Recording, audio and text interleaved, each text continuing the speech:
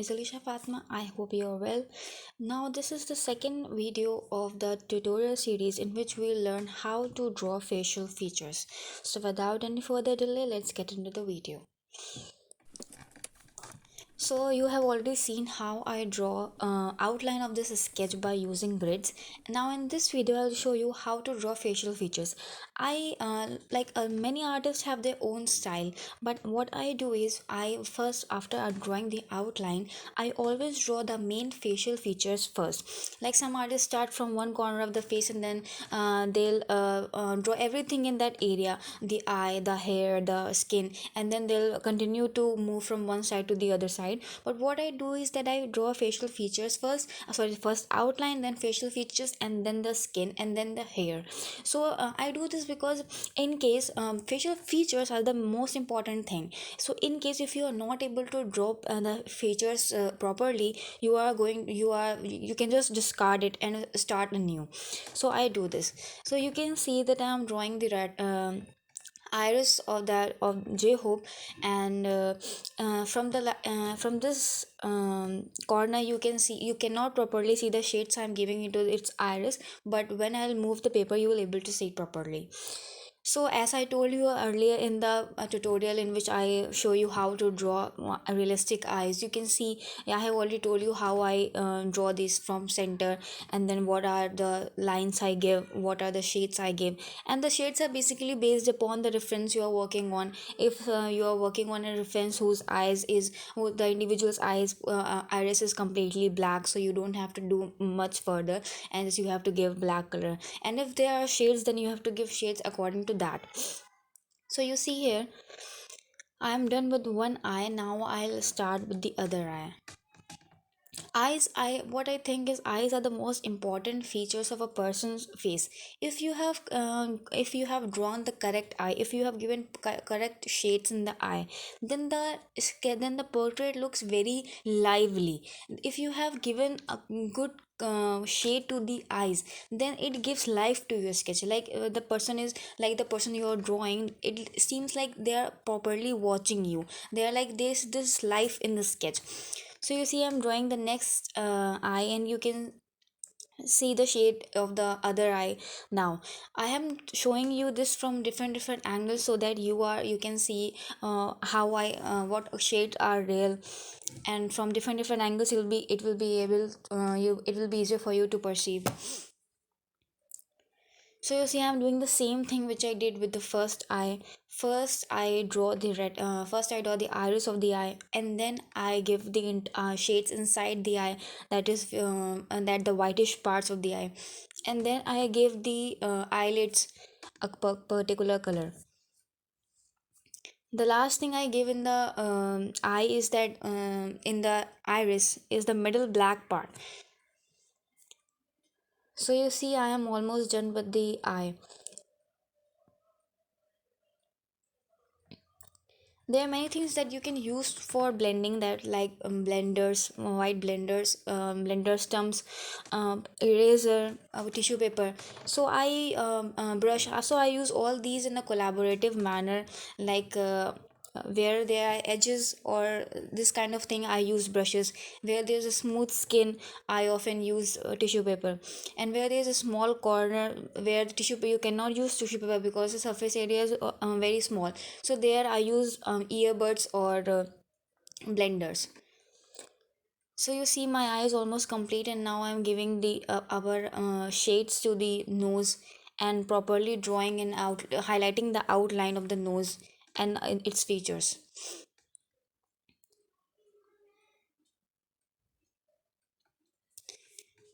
While drawing the facial features, it is sometimes typical to understand what is the intensity of shade you are giving in these areas. Like, if it is it going to be darker or lighter. So you can give a light shade first, and when you are done with all the features, and you have started giving, and you start giving, when you start giving skin a particular shade, then you can highlight it or reduce it as accordingly. So that's why I always say that always give a light shade and then move on to a darker shade, so that if you have done any mistake, so that you can withdraw it or erase it properly. So you see, now I have started working on the nose part. So this brush I am using is actually not a brush for blending or so. It's actually a watercolor brush, but its bristles are so soft that they blend pencil very easily. So I use it very often for blending. Um, Keep an eye on your reference and keep matching your artwork with your reference, and then give shades accordingly. Like in my reference there was this kind of shade in which the middle part, the line V line of the nose is highlighted with white, so that's why I'm giving shades to the sides, and then in the last I will give a proper highlight to the nose so that it shines like light is falling upon it. Or the when you, especially when when the individual skin is sweaty, so it shines a lot. And in my sketch, this individual's Jacob's sketch, Jacob's skin is very sweaty in that part, so that's why I am giving this kind of shade, so that I can, when I will give highlight, it will further enhance the realistic touch of this sketch. So you see, I am giving one shade, and when I feel like no darker shade is required, so I am giving one more layer of the sketch so that it is highlighted more. And there are particular parts where there is a darker shade than the usual part of the nose, so I am giving it accordingly, the shade according to my reference which I am using, which I am drawing. So you see, now I am done with the eye and then the nose. So I am drawing a small hair so that it is easier for me to see how it would look, and to give last shades to the eye, to the eyelids, to give dark, how much dark would be there. So when some eye hairs are falling on your skin, so you see that areas has a darker region than that. So in the left eye, we have our eyebrow, because in the right side, most of the eyebrows is hidden behind the hairs, because the sketch in the reference eye which I'm working on has messy hairs and sweaty skin. So the so I'm drawing eyebrows to the left eye. So you see, I have drawn eyebrows, and in the my earlier tutorial in which I show you how to draw realistic eye, I show you how I draw eyebrows, so you can learn from there, you can also learn from here. Now it's almost done, I'm just giving last touches to it, like I'm giving highlights to it.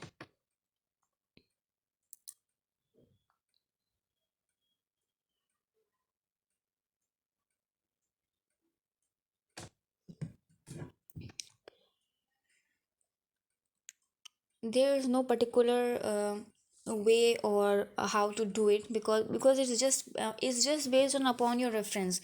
You have always repeatedly, you have to compare it with your reference, and then you have to add more shades or layers, as you can see I'm doing here.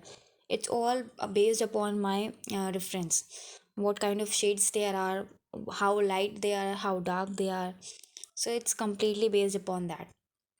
See, I'm giving highlights on the nose with the help of an eraser. I have done this with the help of an eraser. And then after giving shades to the eraser, then I am using a jelly roll pen to give this kind of highlight, in which like life comes to your sketch by using highlighter like white jelly roll pen. Now I have start working on the lips, you can see. First, whenever you start working on a particular feature, first highlight the corner of it, highlight its outline, so that you know where the boundary is, where you have to put darker shade inside. So you say I'm working on the upper lip. I always draw streaks of line on the lips, and then I smudge it. I do it repetitively until I get a perfect shade which I prefer for my sketch, which is in accordance to the reference I'm using.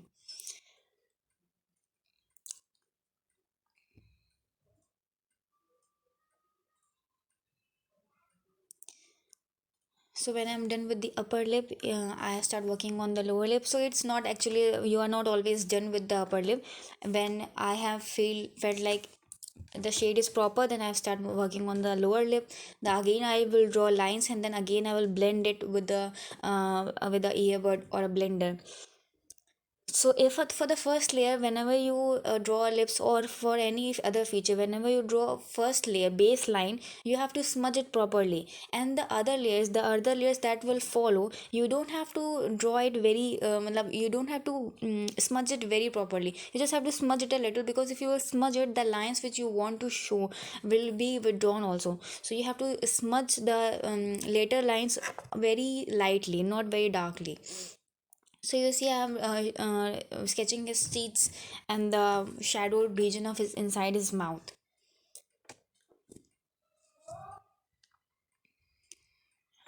And now it's time for certain highlights that I want to give with the help of eraser. Certain dark areas of the mouth, and then I will use a highlighter to highlight specific areas, as I told you earlier, because the reference is based upon the sweaty and a messy individual, because he was performing on the stage when the picture was taken. So obviously he was very sweaty and have many different, and skin was glowing at particular region, so I have to give that. So you see, I have given highlights with the help of an eraser. I You can also give it with the help of jelly roll pen. You just have to keep checking on your see, I am now using jelly roll pen to give proper highlights. There are many other ways that you can give highlight with, but I prefer using eraser or jelly roll pen.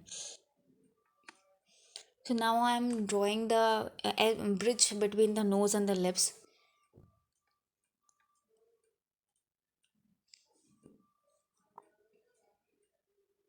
So you see, most of the facial features are done. I hope you understand properly how it's done.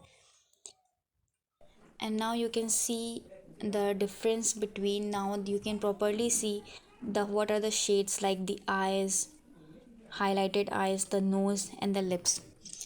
So this is all about it, and I hope you enjoyed this and you will learn to do this. In the next tutorial, I will show you how to draw how to draw skin or this sketch. So it will be easier for you, because many people are able to draw facial features, but sometimes they lack in giving a proper one tone to the skin. So that's why in the next tutorial I will show you how to draw skin.